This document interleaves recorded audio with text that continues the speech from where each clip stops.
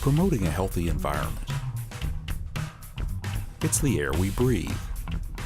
Clean, safe water. Responsible management of our natural resources. We protect and restore for a sustainable future. Environment matters. With all this melt and thaw, it's cooled it down a lot. Extreme weather delays the start of work to put out an underground fire in Marion County, but work at the site is now heating up. Plus, you know, believe it or not, we kind of envisioned that one of these days we would work ourselves out of a job doing this, and that just hasn't been the case. The DEP's REAP program starts another round of tire collection events, and while the problem of disposing of unwanted used tires has gotten smaller, it hasn't gone away.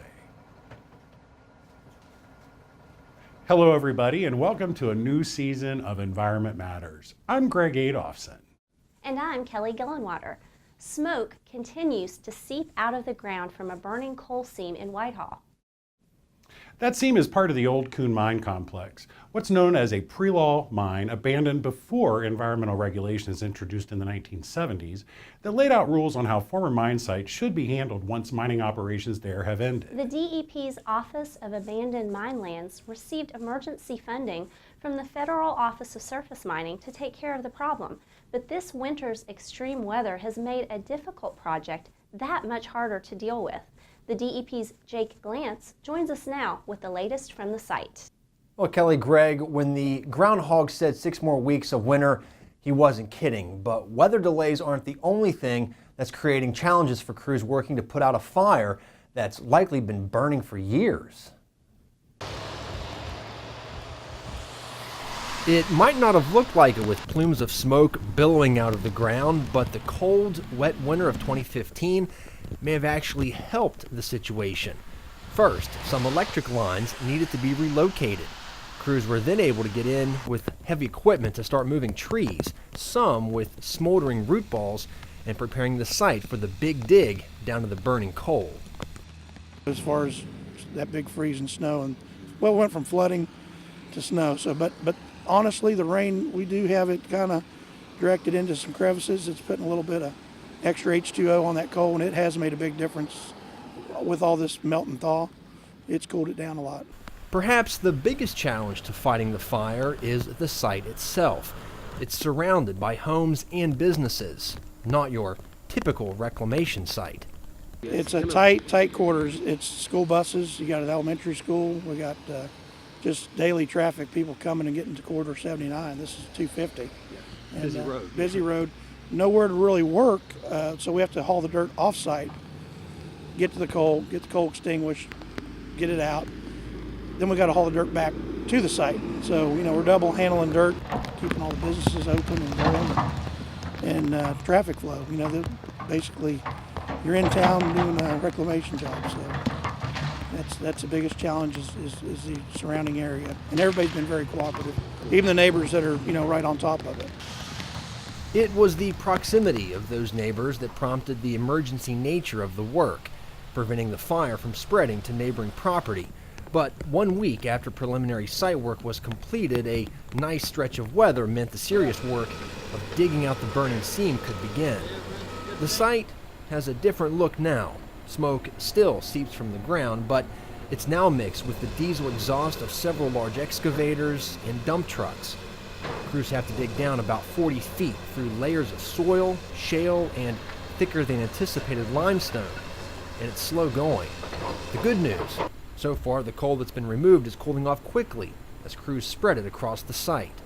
We can only uncover so much coal that we can extinguish and manage, you know, so we'll kind of take it in sections, like 25-foot increments on a baseline. So just managing that every day and then getting it extinguished and getting it put back and keeping the roads clean, and it'll be a 7 a.m. to 7 p.m. process, 12 hours.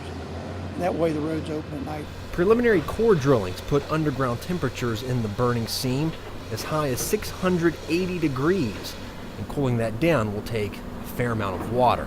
I don't think the whole area is hot, so douse it with water, and the city's cooperated with us to hook their fire hydrants, which is going to make it really good for our water truck that we'll have on site. And if it's doused, then we'll still got to chop it up and get that coal completely out of that coal seam.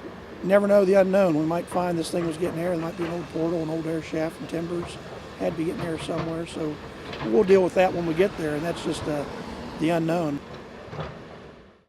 Well, the coal seam at the site is roughly 5 feet thick. Once the fire is out, the rest of the coal seam will be sealed off with a layer of clay to prevent air from reaching other parts of the seam where more fires may be burning. For Environment Matters, I'm Jake Glantz. Thanks, Jake.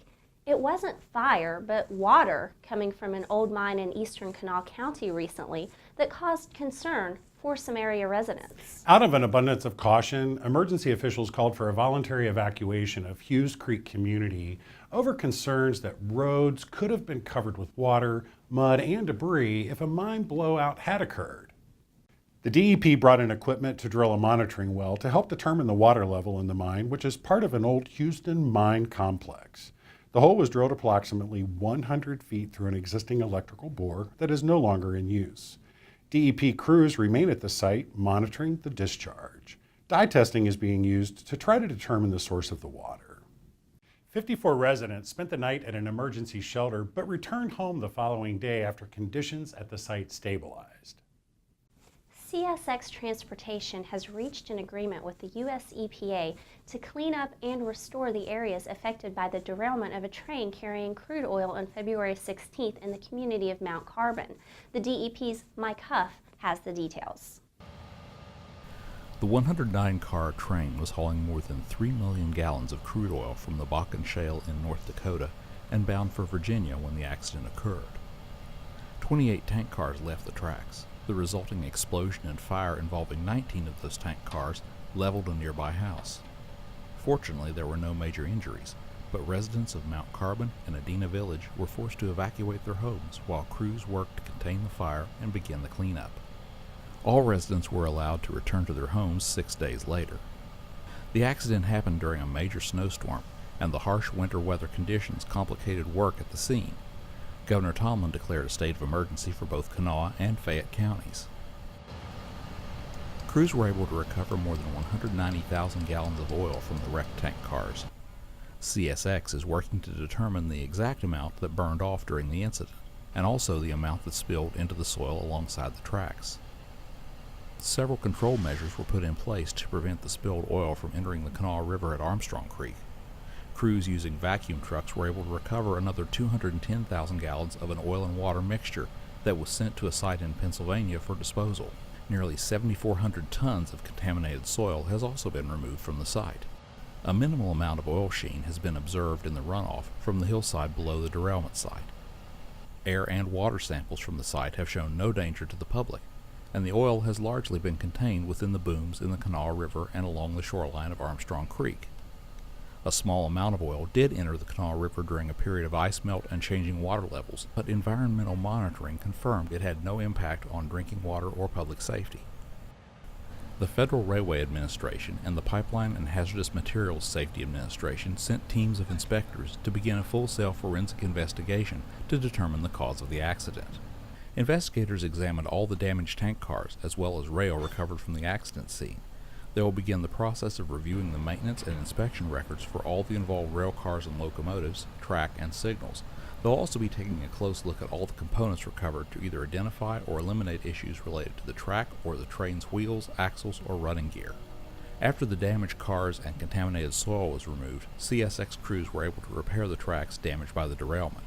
Rail operations were resumed 10 days after the accident.